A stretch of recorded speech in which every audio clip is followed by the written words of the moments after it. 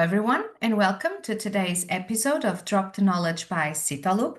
I'm your host, Daniela Fonseca, and I'm excited to bring you a deep dive into one of the most innovative projects happening in Europe's green industrial transformation, the SiToLub project. Today, we are diving deep into a fascinating podcast in silico-driven new approach methodologies in eco-lubricant formulation.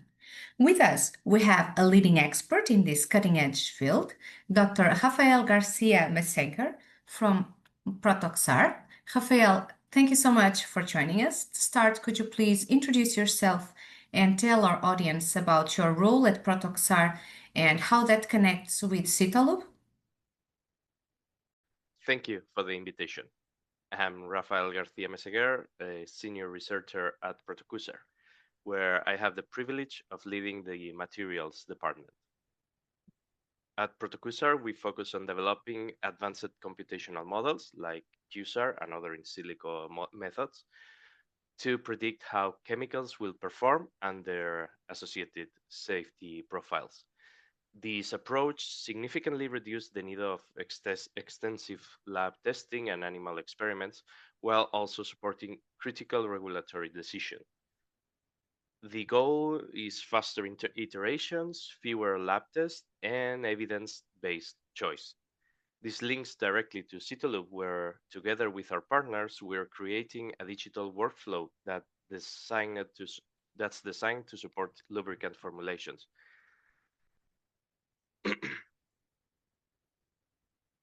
Thank you, Rafael. Let's get right into the heart of the matter then.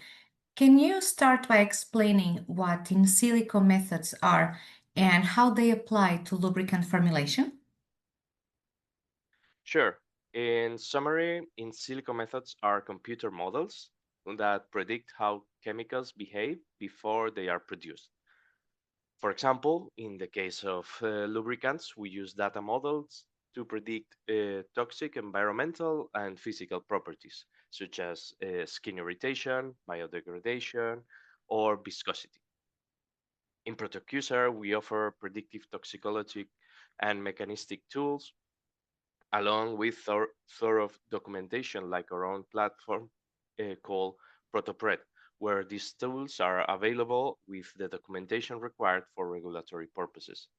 These kinds of tools make it easier for teams to incorporate SSBD principles right from the start while designing eco-lubricants. That is great. That provides excellent clarity and gives us an idea that you can get fast or a great array of results in each one of these areas that you mentioned before in the toxicology and also using mechanistic tools. And all of these models are important actually to allow this further development. Now, we're seeing a significant push towards sustainability across all industries. This also applies to the SiToLub project as well as one of the topics that is mentioned and one of the main issues. Particularly here in European Union, we are witnessing a significant push towards sustainability, right? And this is driven by many initiatives, some of them very well known, like the European Green Deal and the Circular Economy Action Plan. And in specific, these aim to make products more sustainable by design. Can you tell us why is there a growing interest in eco-lubricants and what role does sustainability play in this field? What is the magnitude of this importance of the eco-lubricants and why we are investing so much in it? Well, clearly there's a growing interest because sustainability is now a design requirement. It's not a slogan. It's something that the EU, the Green Deal, and circular economy policies push for safer, low-impact chemistries from the start. Also, there are several REACH restrictions and EU eco-label criteria that are reinforcing this sustainability. In lubricants, sustainability is is, however, as important as tribology. For example, energy consumption can be lowered by reducing friction with more efficient lubricants, therefore improving their sustainability. Also, extending their lifespan and decreasing waste generation. Therefore, to develop eco-lubricants, we must balance both sustainability and efficiency, which in this case are basically the same. Oh, it's more clear now. And you can we say that we are balancing sustainability with efficiency slash uh, tribology or tribologic efficiency? How should we put it? I think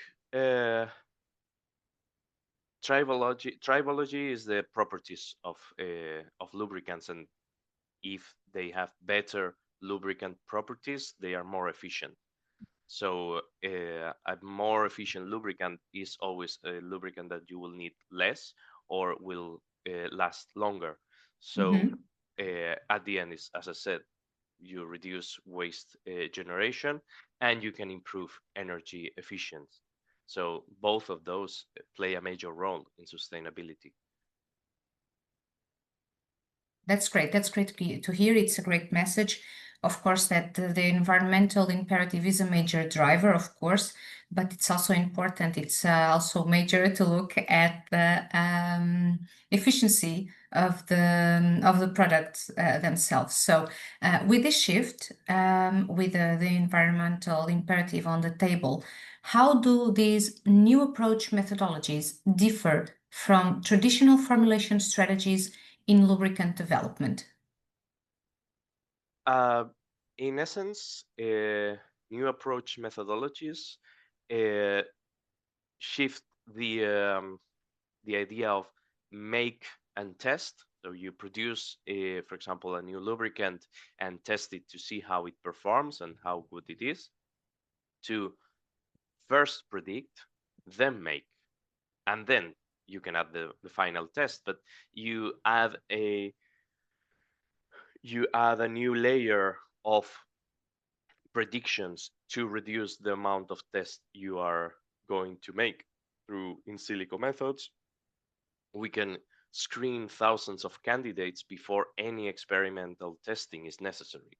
So this allows us to produce a shorter list for the lab, where in vitro methods further reduce the candidate pool, and sometimes even eliminating the need for animal testing, which is the objective of new approach methodologies. Okay, that highlights a significant paradigm shift, right? Because this comes up a lot in engineering and research and development. And if you allow me, maybe we can describe the predict and then make as using modeling or simulation first, right? And then uh, this comes in contrast with make and test, which is almost like trial and error prototyping, right? Correct. Okay, so considering that these new approach methodologies, these NAMs, we can call it like that, right? What types of in silico tools or models are commonly used in the design of these eco-lubricants? Well, on one side, we have database models like QSAR, which is the ones we are expert in, which utilize existing data on chemical properties to identify patterns between activity and structure. That's basically the definition of a QSAR model.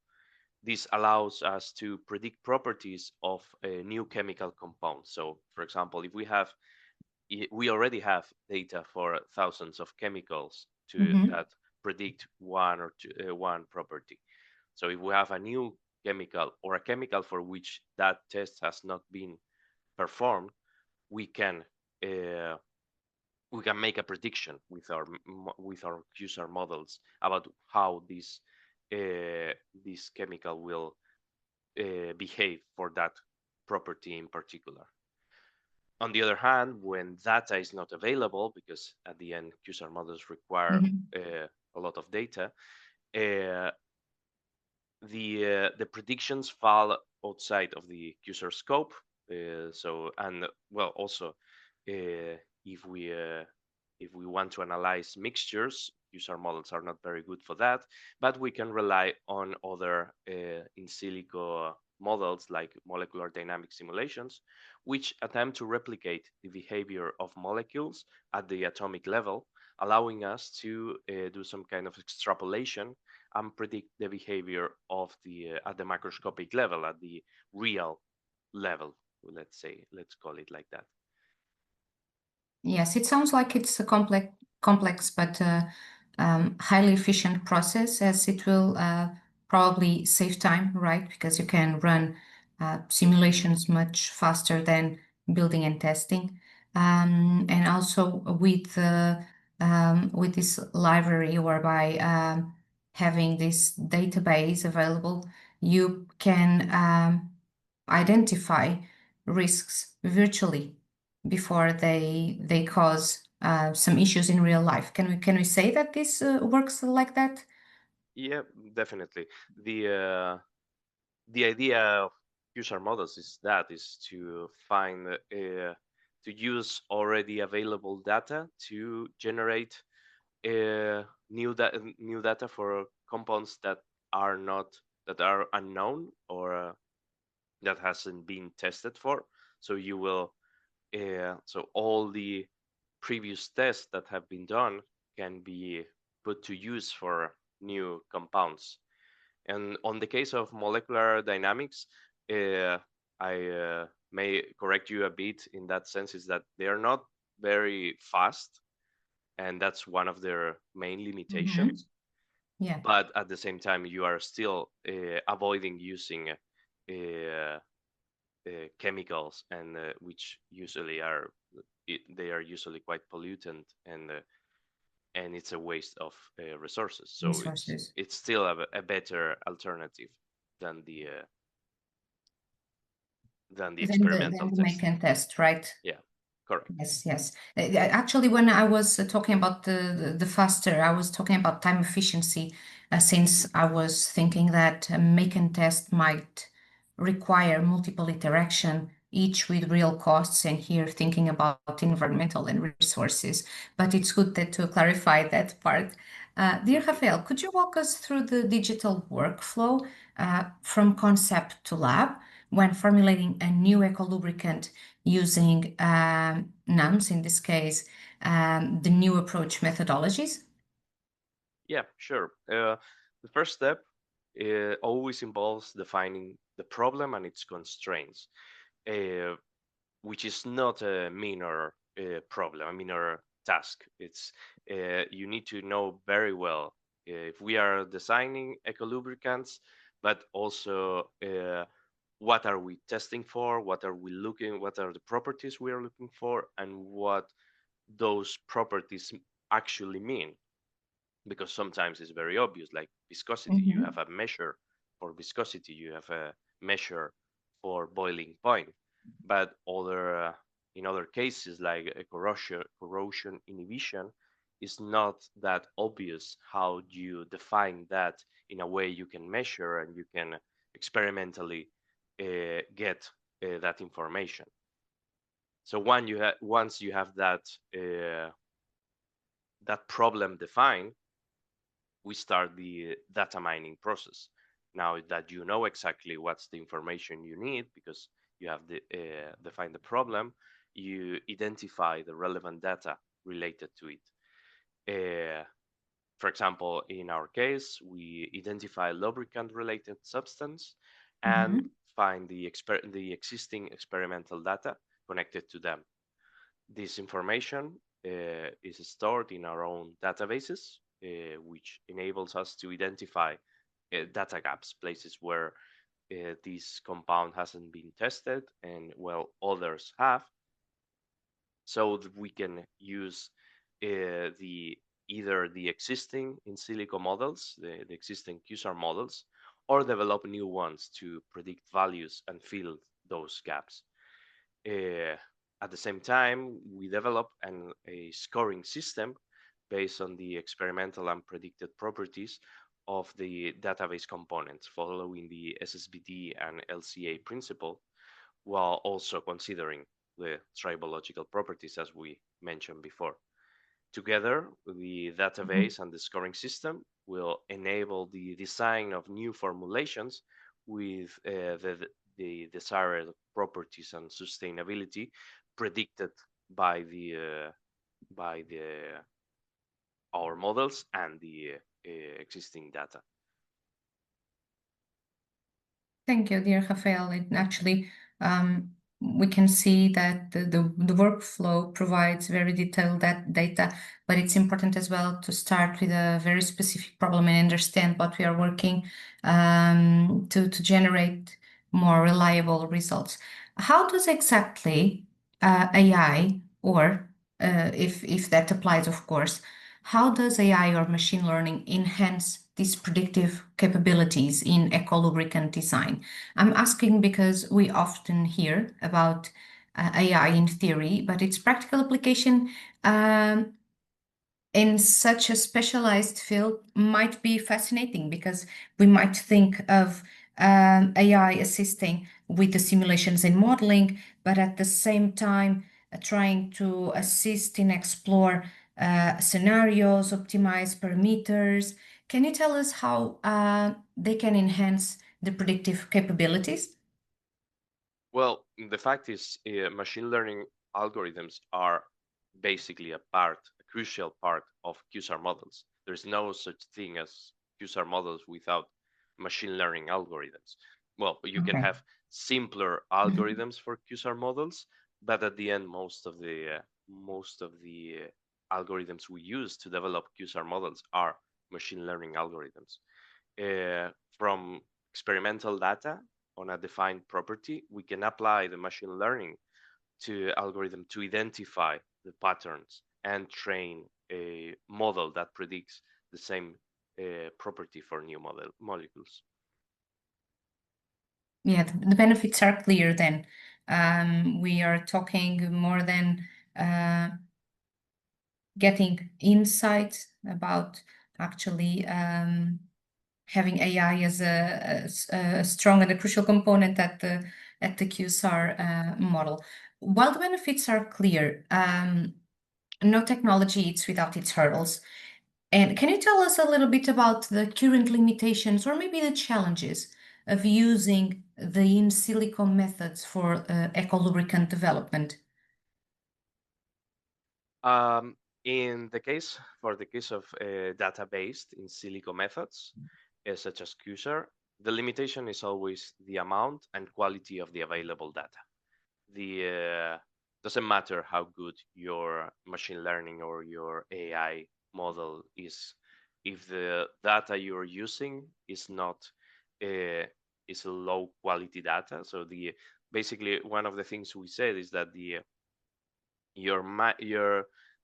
smallest error you can get in a QSAR model is the biggest error you have in the experiments you are introducing. So because we are using experimental data, and that data already comes with a margin of error, that error is by design introduced in the QSAR model. So it doesn't matter how good your model is, your model will be as good as the data you are providing. And also the amount of data, it's a very limiting step, although not always more data is necessarily better, but usually we usually work with the lower end in the data availability. So we always want more data for our models. We usually have to work with very small amount of data. But you need to keep feeding the system, right? That is an important feature of the QSAR platform, right? The system.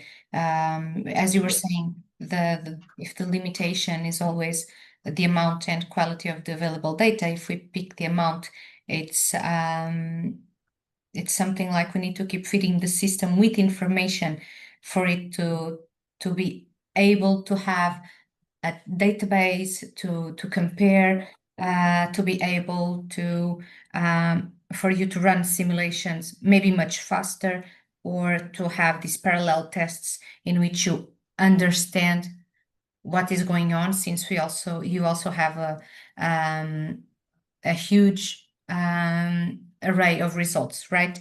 Addressing Yes. the challenges that you were saying before, how do you ensure the, let's call it, reliability and validation of the in silico results? So in these cases, I like to compare in silico methods in general with experiments. They are not that different in the sense that you can do an experiment in the lab or in silico. You can do the experiment in the computer. Okay. So in every experiment, whether experimental or in silico, you have some kind of error. You will have a margin of error, and it's essential to estimate accurately how you calculate this error. In an experiment, because there are infinitely number of variables that you cannot control, repetition Mhm. is a viable option for calculating precision. You repeat your experiment several times, and because the conditions are not always exactly the same, you will have some variation of your result, and from that you can estimate your precision. However, in silico, in the computer, your conditions are always identical. You have all the same characteristics, and will repeating an experiment in the computer will consistently yield the same outcome. Therefore, we must determine the precision using other statistical methods. Also, we can one of the not easier, but one of the things that you can do is to try different methods, like different QSAR models trained with different molecules, or that have been Mhm. done, or using not only QSAR models. You can use SAR models, or doing some molecular dynamical experiments, and then after you have all those different models, the result of all those different models, you can compare them, and you can evaluate the precision of your models. But in the case of QSAR models, because it's much easier to use only one method, we usually what we do is we reserve a small portion of the available data, known as the Mhm. validation set, and use it to evaluate the model's predictive ability with new molecules that have not been fed into the model.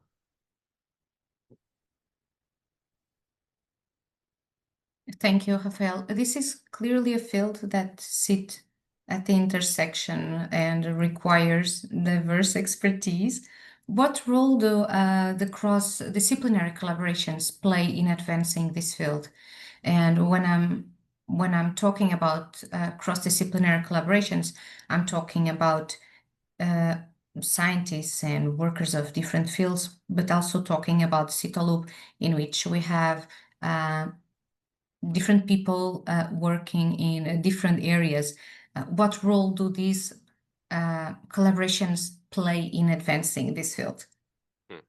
Yes, the first thing I realized when I start working with in silico models is that they require a really broad range of skills, Mhm. because it is very difficult for a computer science expert to gather the correct chemical data without the necessary background and expertise, uh, and even uh, for a chemist like me, it is difficult sometimes to understand the the nuances of the different data that has been produced, because each experiment has its own characteristics, and you have to know how it has been done to know if you can compare that. So doesn't matter if you are a chemist, a biologist, a computer science, you need to understand the science behind the the experiments you are using the data from. Otherwise, you can combine data that is not comparable, and then you will introduce lots of noise to your model and lots of error. But then at the same time, the computer science involved and the knowledge of statistics that you have to use to develop these QSAR models are also quite demanding. So at the end, you have professionals from very different fields needing each other's help to develop effective in silico models. That is great. It's great to hear that.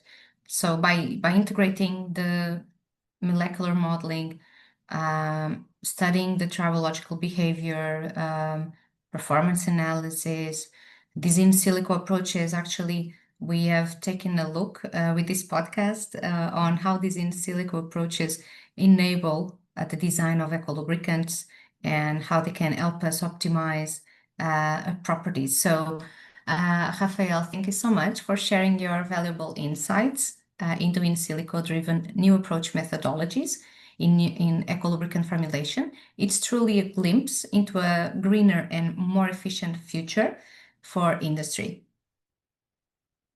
Thank you very much for having me. I believe the main point is straightforward. In silico methods allow us to achieve both performance and sustainability at the same time. Therefore, first predict and then produce. Thank you so much, dear Rafael, for the final message, and to our listeners for joining us. You can find more information on SiToLub and PROTOQSAR on their respective websites. Until next time, follow us and keep innovating.